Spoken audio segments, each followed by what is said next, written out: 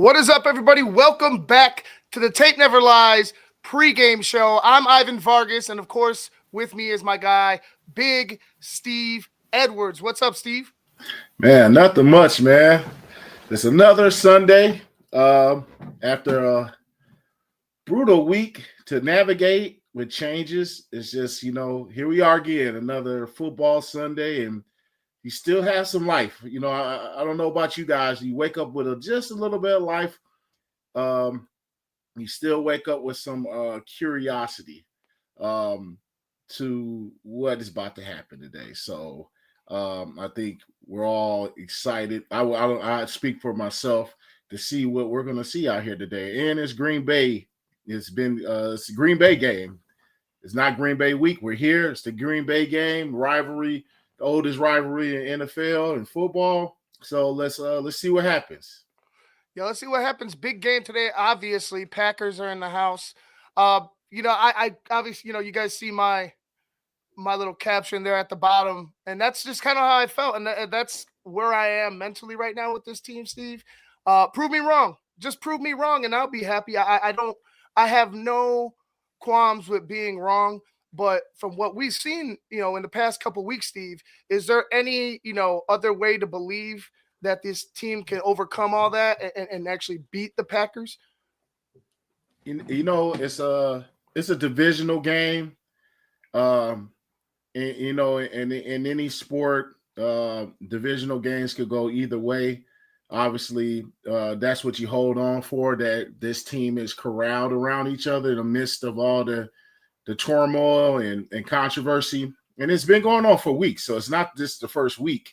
And we haven't handled it well. You would hope that 3 embarrassing weeks, a change at the coordinator position. I'm sure we'll talk about that a little bit more.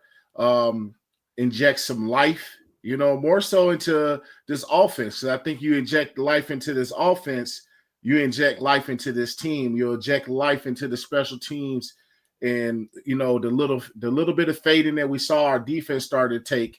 Maybe you inject life and get them back to playing that elite type defense. Hopefully, the Packers come in here today with about a middle of the pack passing game. Injuries to quarterback Jordan Love had a lot to do with that. Although, Malik Willis did an admirable job in his place. But the Packers are a running football team. They are built to run. Josh Jacobs is having a fantastic year. They're a top 5 rushing team in the NFL. And so far, Big Steve, running teams, especially top 10 running teams, run over the Chicago Bears. So that is the middle push for the defensive line is going to be a huge key today in this game, stopping Josh Jacobs in that run of the Packers. Yeah, I mean, you're worried. You were obviously worried about that and our ability to stop the run. Even when we had Billings in the lineup, he's obviously he's hurt for the year. I believe it was that pectoral muscle tear. Even with him in the lineup, we struggled a little bit against the run. So now your number one plug D tackle, your clog in the middle, he's not there anymore. And the depth is just not there. You haven't seen anything out of Pickens. You haven't seen anything out of these other guys you picked up. Javon Dexter, obviously and we could talk about him a little bit. You've seen a little bit of drop off in the last couple of weeks as I bring his name out. You don't really see him popping like he was early in the year. And that's part of his growth, I think, is fine, having sustaining that throughout the season. But he's not a guy who is that run stopper. We want in this defense, you want him getting up the field at the 3 technique spot. So, obviously you can be a disruptor if you get up the field and penetrate the line of scrimmage and make plays and alter the path of the running back and run the game. But, that's going to be one of the big things. Can we get penetration? Can we be disruptive against that run game? And, obviously, that's something we, as you start peeking towards the future, is something that they're going to have to answer is the D-line depth, particularly not only on the edges. You want to get somebody with sweat, but you want somebody a little more depth a little more quality depth and some future starters in that in the middle of that defense. So, but these are the problems that are for later, and we have to deal with it today. We're going to have to answer that because, if Josh Jacobs gets going, here comes the play action. And, you got a healthy Jordan Love coming in today. And they have a great group of young receivers. So there's a lot of threats that we're going to have to account for on that defensive side. Right. And, another aspect of the defense talking about the secondary, they have to stay disciplined in their zones. They have to stay disciplined in their coverages, excuse me, because Jordan Love, although this Packers offense, and, he's been injured, he's struggled a little bit with zone coverages. He still can pick you up. He's still a guy that can manipulate with his eyes and do a lot. He's a good quarterback in this league. I know there was a lot of talk about him when he first got in here, but he's developed himself, and the Packers developed him into being a good quarterback. So discipline in the secondary, especially with the injuries that you have still, and I need Tyreek Stevenson to show the fuck up today. I really need Tyreek Stevenson to keep his head in the game and show the talent that we all know that he has. But again, it's the mental things with Tyreek and the discipline that it seems lacking. Hopefully that they've overcome this, that everybody's regrouped with the, now that we have a new OC. It sounds like there's kind of like a fresh start, if you will, with Thomas Brown. But, as far as the defense is concerned, stay disciplined. Don't let Jordan Love beat you with these deep plays. Keep the game tight, and I think the Bears will have a chance. Yeah, Tyreek Stevenson's obviously since the vaunted, crowd celebrating with the crowd in Washington hasn't particularly played. I think he was, playing pretty good up to that point as a young corner that's kind of ascending. And that I think you look at the last game, he, gave up that touchdown in the end zone, I believe, on the little out route. I think that was a 2-point conversion or a touchdown, I forget. But, he's somebody that needs to step up. You need him to step up. We need a lot of briskers out. With the secondary needs people to step up and start making plays and generate some turnovers. That secondary has to step up, obviously. When there's a moment when they do drop back to pass, we need them to step up against this really dangerous receiver group. And we need that, when there is a pass rush, we need Javon Dexter to get going. We need Sweat. I know he's been dealing with an injury. We need him to get going. So there's a lot of people on that defensive side, and they've been there all year. Obviously, we just kind of seen a little bit of fade in their game. And I think that was to be expected is the offense is struggling and the defense stays on the field. They're going to wear out at some point. They've been playing bend or no break all season. And if you don't have any, offensive points on the board to help support you and keep you, and then drives, sustained drives to keep your defense off the field and rested, it's going to wear you down. And we're only, halfway during the season. And you kind of seeing that the wear and tear and the mental strain as well on this defense. But it's Packers week. And it's one of those things where you just reload yourself because it's such a big game. Mm-hmm. Or, I've seen it where you can get beat down. You can take that. So I've seen where we rise to the occasion when I played for the Bears. Even barring injuries. So when Lovey's first Packers game, we had some injuries going into Lambeau Field. My name was called when I believe Mike Gandy went down at right guard. I didn't skip a beat. I just stepped up, ran right, 36 power right behind me. That was Thomas Jones' long run. I don't know if y'all remember that one. That was right behind me. I was geeked up. Next play we scored. That was the first time we played the Pack and we won. But then also later that year, we're beat up and banged up at Soldier Field and we got embarrassed. Mm-hmm. So, but I would like to think that this team is going to have to rise. If they don't rise up for this game, I don't know where you're going to get it. Well, especially on the offensive side of the ball, we got our tackles are back. As you look at the inactive, you got both of your tackles. Huge plus right there. Mm-hmm. Huge plus. You got Bates. I believe he's at left guard or right guard, either or. And you got Pryor So right now you have your best lineup you could possibly have minus Jenkins. And you got to go, and it's going to be interesting what Thomas Brown does. I think that's going to be all eyes on Thomas Brown and how can he, he's been handed a can of bull crap, and he's got to fix it within a week. Not having much communication with Caleb, saying he has to talk to him much.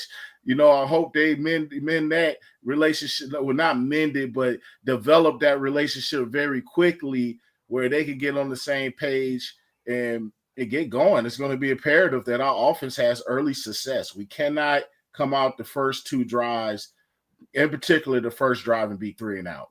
Absolutely not. Yeah. No, you're right. You're absolutely right, Steven. I think we've only scored 1 touchdown this year on the first drive. Yeah. I don't know if we've had the lead actually at all in the first quarter. It's been abysmal. But speaking of Thomas Brown, let's go ahead and take a listen for those who didn't catch the interview, because I thought Thomas Brown said a few things that I was like, yeah, that's the mentality that we kind of need to have as far as play design and disguising plays. When you're running back to back, or when you're running the same formation and running different plays out of that same formation. Let's go ahead and take a listen to Thomas Brown. All right, so I want to start out by first saying how much I appreciate George, Kevin, Flus, and also Ryan for giving me the opportunity to lead this offense. I also want to thank Shayne Marsaw. Kind of gets lost in this transition of how it affects people in their families and their lives. I met Shayne back in 2020, first working with the Rams, and he was phenomenal to me and my family to help onboard us coming to the NFL. And so I just want to say thank you to him. But again, it was just eyes up, moving forward, excited about the opportunity. This will not be a one-man show. I'm excited to kind of work and collaborate with our entire staff and our players to fix the problems that we do have. Had a great conversation yesterday with Caleb about my thoughts moving forward, issues to fix. And just had a phenomenal walkthrough. Guys were upbeat, moving around, being really detailed. So excited about practice. Cool. Thomas, you've been in this position before where you've been asked to now call plays for an offense that is not yours. Correct. Fix what's been going on. Was there any reluctance to move into this role? And if so, how did you move past that, I guess, to get this enthusiasm? Yeah, reluctance, no. It's my job. It's what I'm asked to do. I'm excited about the opportunity. Again, unfortunate about the circumstances as far as Shayne being fired. But the scenarios between Carolina and here, I don't correlate at all. I have done it before. And like I said, kind of excited to be able to collaborate with our staff and our players to get it fixed, get going in the right direction. In order to fix any problem, you first got to identify where this thing went wrong. Yeah. From your vantage point, what do you think went wrong with this offense, be it from the spring through the summer to the point now where it's 4 and 5 and 3 pretty unproductive weeks offensively? Yeah, here's what I say about fixing the problem. So it starts every day we walk in the building. What I said to the team today and to our offensive staff and players is 2 things you control when you walk in the building. It's your effort and your attitude. So it starts there first, right? How we approach the meetings, being detailed, being locked in, and then transferring that to the actual practice field, being intentional about the walkthrough, but also making practice as hard as humanly possible so the game can somewhat become easier. So to me, that's going to be our focus, what we're locked in on. And so understand that practice preparation always leads to game day execution. So that's our focus. Thomas, what's your philosophy on the type of voice you want to be for Caleb during games? Well, first and foremost, I'm always be myself. So I'm a pretty direct person. That's what I kind of told him yesterday when we spoke for the first time. And I've obviously been around him. I've been in the room the entire time, but just in a different capacity. So, but I think on game day, when it comes to how you deliver information, to be solution-oriented, to keep myself calm, also keep him calm as well, to kind of decompress it in every single drive we have, to kind of look forward to what's coming the next drive. Thomas, what things did you point out to Caleb that he needs to address by himself, regardless of what's going on around him? Yeah, I appreciate the question. I'm not going to go into detail about what we talked about individually, but again, it was all a positive conversation. He was receptive to it. I talked about what he can fix and be better for our offense. Clearly, obviously, quarterback spot is the most difficult position, so we got to be better all around him. But also starts with how we coach him, being more detailed, being more demanding with just him, but also the entire staff as well. Are you going to be upstairs? I'll be upstairs. Eberflus was talking about the need for creativity in the offense, and that was something that was lacking, and he likes the Can creativity. you start over? I just missed the first part of what you said. I'm sorry. Eberflus was saying he needs more creativity in the offense, and that was something that was lacking, especially over the last 3 weeks. How do you bring creativity now to this offense? Well, I think at this point, when it comes to where we are in the season, you can't reinvent the wheel. I'm not going to try to do that at all. That'd be kind of set us in a spiral going backwards, in my opinion. But it's about being able to try to find the best ways to be effective with our playmakers, right? To be able to marry what we do from a formation and motion standpoint. Everything to me starts up front, starts with the run game, how we attack, knock it forward mentality, and we build off of that. Thomas, what do you think your quarterback does well? I like that he said, Steve, real quick, that it starts with me, but he also emphasized it starts with the run game. So hopefully what we see is a completely different approach to how the Bears use their running backs and the running game in its whole. So I don't know how you felt about it. Yeah, I mean, obviously there's a lot that you like about it so far. Just, I'm gonna sum it all up, but like you listen to the guy, it's confidence there.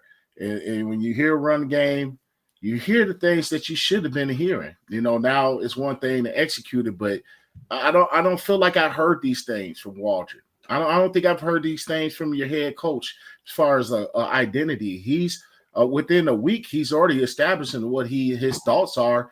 Yet we have not seen it on the field, but his thoughts are very clear. So, Right. That's good to hear. And that you need to emphasize in your scheme offensively. I think it does a lot well. I think when it comes to just natural ability from throwing the football is, I think, clearly and obvious. I think being able to understand how to get the ball out of his hands as fast as possible when it comes to the concepts we kind of just end up dialing up, but also being able to let him use his natural God-given ability at times when it's relevant. Not every play, but when it comes to especially situational ball, third down, red zone, and come alive with that. What did you learn from last year? And I know they're not the exact same situation, but what did you learn about coaching up a number one pick and everything that comes with it on the field and off the field and the pressure and all of that you can apply this year? Yeah, again, I get the question. These are two different players in ability and also mentality-wise. Obviously enjoyed that time I had with Bryce last year. Great dude, great player, but these are different circumstances. But as far as the pressure goes, right, pressure to me is a privilege. That means people expect something positive from you. So I embrace that. Excited about the opportunity. It comes with the territory of this job. And honestly, if you don't want that, you probably should do something else. You mentioned attitude. What's the challenge of coming in mid-season? What's the challenge of coming in mid-season for you? You actually interviewed for this job originally. Correct. How much harder is it to step in mid-season rather than if they had hired you in the first place? I mean, to me, it's about just the daily focus. I don't think too much about too far ahead. I also have a game this week. I know that's coming on Sunday. But again, we just had a great walkthrough. My focus is on finishing this press conference, getting ready for practice, and just taking them one day at a time. It's about the details, being solution-oriented, having a positive mentality and attitude, but also a demand more from ourselves, but also from our players also. Yeah, that was Thomas Brown talking in his introductory press conference as the OC of the Chicago Bears. Steve, you said he spoke with confidence. I completely agree. The way that he took charge of that interview, of that press conference, it made you feel comfortable that you got a guy in here that could step up and possibly, at the very least, steady the ship, right the ship and keep us, afloat. But, the thing that eats me up the most, and it's so Bears, he got the interview for the OC job. What was the lack of confidence? Like, I don't understand what the lack of confidence was, knowing that he came in, worked with a rookie quarterback. He has the ability. He has the pedigree with working with Sean McVay. It's so Bears that you didn't hire him as the OC and went ahead and hired somebody else that obviously wasn't the right pick. Well, it'll really look so Bears if the guy has success. Yeah. And now you're looking, and I really think there will be success. There got to be better. And we can elaborate a little bit more what has happened as you hear more and more about kind of the behind the scenes things that were going on. But you're just looking for, like, if this guy, and I think you're going to get a better product on the field. I just think you are. I don't know what that equates to. I don't know what that's going to look like, but you can't get worse, right? Yeah, like, if this guy has success, then you're looking at like, then why wasn't this guy the guy in the beginning? We could have avoided all that. Maybe it was because Shane Waldron was the coordinator for 3 years, and this guy had a half a season of coordinating. But when you start tearing down and finding out, a lot of people look at, hey, Carolina didn't have much success. Well, he took over halfway during the season. All right. Carolina was a complete, utter mess last year. All the controversy they had going on with their ownership and Frank Wright and just the terribleness that has been the Carolina Panthers. Well, I heard I think it was some things with his wife that came out that they were like, I forget exactly what came out. I don't know if you heard about that, Ivan, where people were, kind of dogging on the situation in Carolina, and his wife was just elaborating to us like, hey, we got to do what we got to do. We ain't basically, we haven't been dealt the right set of cards. And then he's been in this situation, taking over halfway, so he can rely on that experience. Yeah. He's taking one step at a time. He handled the media very well. He was a guy who was on Sean McVay's. He was his assistant head coach. He was a guy he elevated.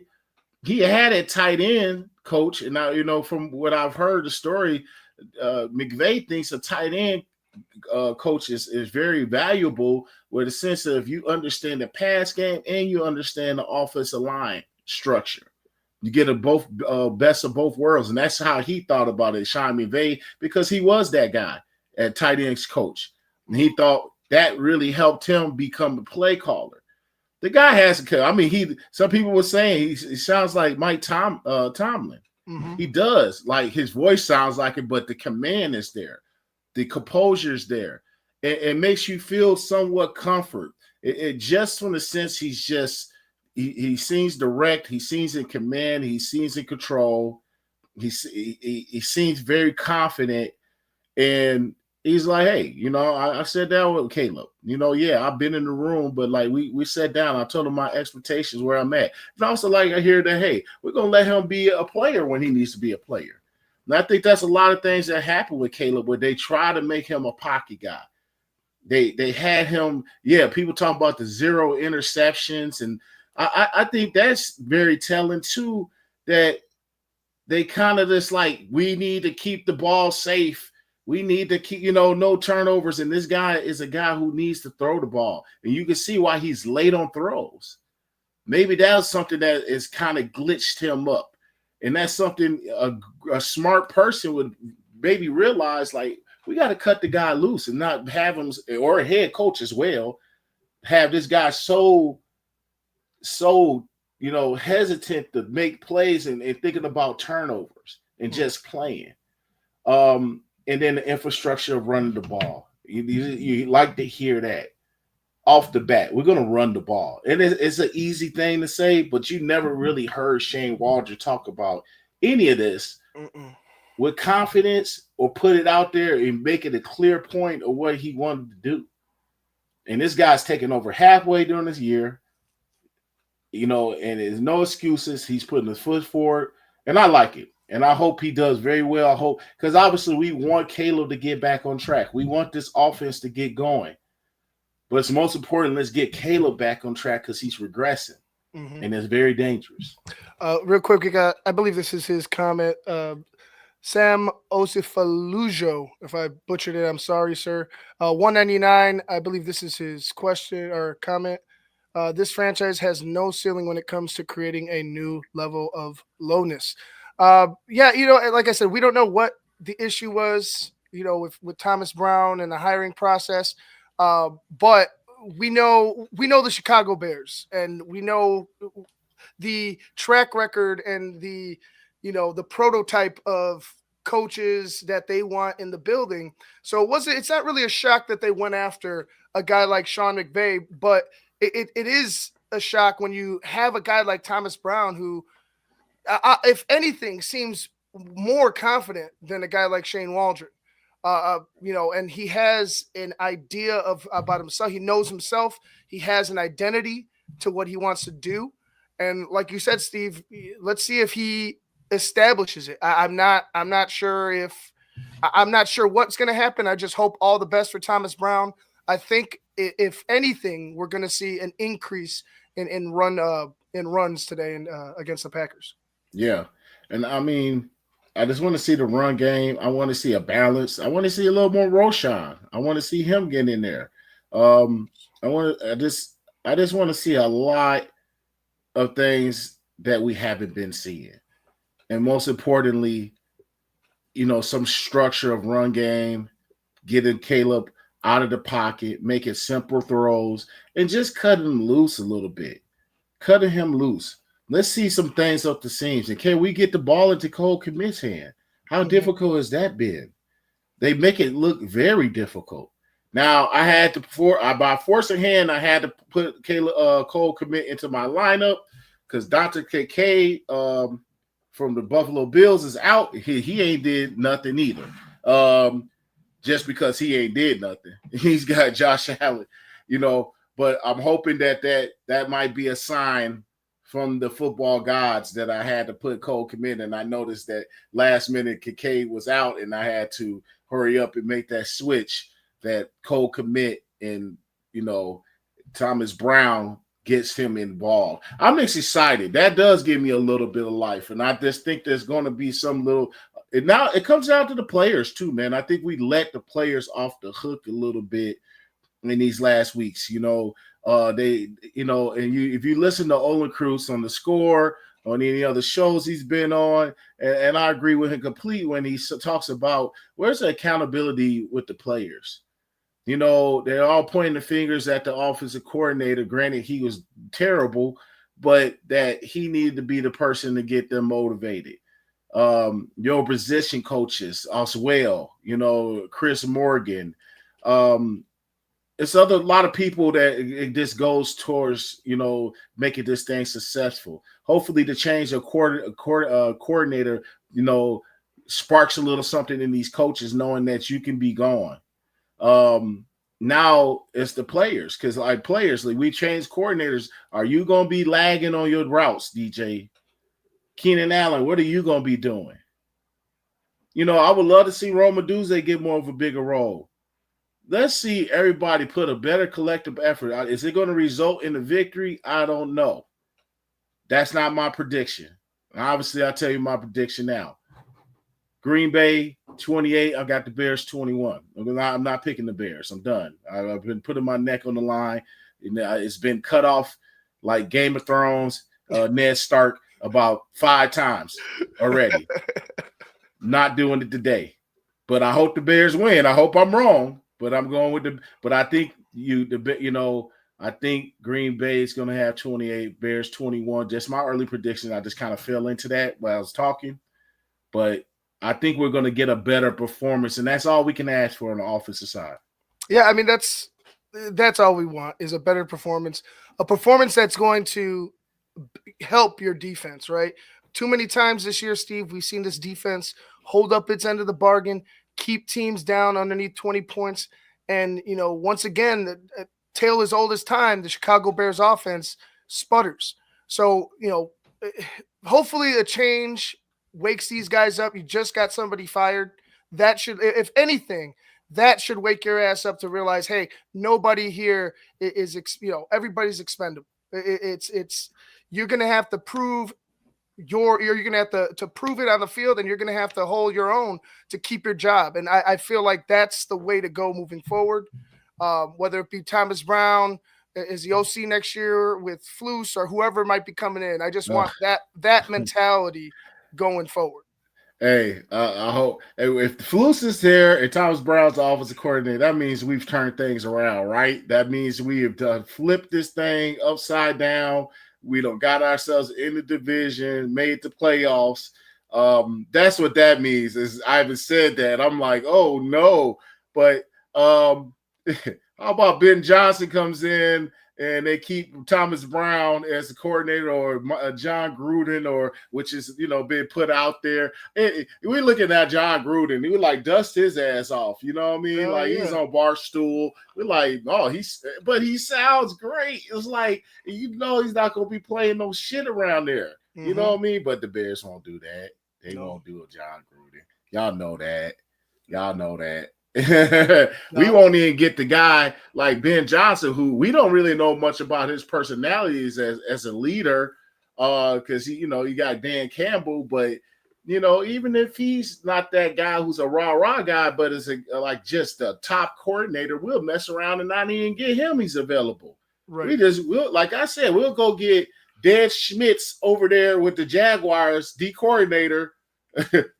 They've been getting run through, and we go get him. Oh, we like something about him. We like. We forget all these other guys that are available. But just joking, man. I just had to go on one small little. But this goes to show you how we operate and how we do things. But I would love that be the situation, though. To be honest, like as much as I want to move forward with a new coach. If the thing turns around, it turns around. That means Eberflus is a good coach. He's figured something out. We figured something out. And Thomas Brown is the guy. And we, with a half a season, if he got the team in order, that means he'll be around for another year. And maybe a potential head coaching candidate if he's a baller and a coordinator, and Eberflus ain't the guy. You don't let him out the building. You might have your next Mike Tomlin on the offensive side of the ball. So it's let's hope for the best that this guy is something, because could potentially, it could be a guy who's gotten head coaching interviews. The guy is well thought of, and so let's see what we got, man. I'm excited. I got something to hold on for. I won't be excited these first two series end up on their face as a dud. So it's exciting. We're living a live living football season drama with the Bears. And here we go for another chapter in the days of our lives of the Chicago Bears. New coordinator. Will we get it right today? Like, I don't know if y'all watched it back in the day. That's how I used to talk. I don't know if they still do that. Today, we'll see. We'll see, man. I'm excited. Get your brews, get your wine, get your hot toddies, your wings. What you eating on today, Ivan, by the way? Oh man, because my son's Bo's birthday is tomorrow, so we're going to my parents' house after. So I don't know what they got. It might be pizza, it might be something, but I know we're gonna have cake and stuff. Okay. Yeah. Also, y'all celebrating that today? Yeah. After the game. After the game. After the game. Okay. Yeah. All right. I was like, fun. I was like, I can't just get up right now. You know what I'm saying? And anyway, his birthday's tomorrow, so he's all right. Before we get on out of here, hold on. Critical drinker, 57-10 Packers. Not expecting Flus to be fired regardless of this game. If they lose 57-10, if they don't fire that man, I would fire that man and make Thomas Brown the head coach immediately, and let him see what he can do. Give him the live audition. You have 3 divisional games that can go awry quickly. Shit. Yeah. So, but I went through critical drinker. Like, they might not fire the dude. We might just take a thrashing. Let's just see what happens. I'm trying to be on a positive note here. Somewhat, I'm excited, guys. And I'm having pepperoni beef crock pot. Just some like a piece of beef, like seared it this morning, threw in the crock pot, dumped some pepperoni. Juice, whatever, in that jar on top of it. It's just sitting there. Might not be ready yet, probably another hour, but I'm not really hungry. Had some donuts this morning and coffee. So hope everybody enjoys their football Sunday. Get your parlays in and everything, and set your fantasy lineups, and buckle your seatbelts for another chapter of the Chicago Bears today. That's right. And then you guys make sure, as always, for the patrons, halftime show with Shayne and Phil, as always, and of course after the game, BHL with the boys. I'll be on there. I don't know if Steve's going to be popping on too, but Steve might pop on too. Yeah, I might pop on if I'm not depressed. Right. We'll see what happens, but definitely check us out right after the game with BHL Bears Hour Live. Guys, for Big Steve Edwards, I'm Ivan Vargas. This has been the Tape Never Lies pregame show. Thank you for joining us. Hopefully we're all shocked and we're all coming out, checking in the post game happy. We'll see. Good luck to you guys. Good luck to the Bears. Everybody have a good Sunday. Peace.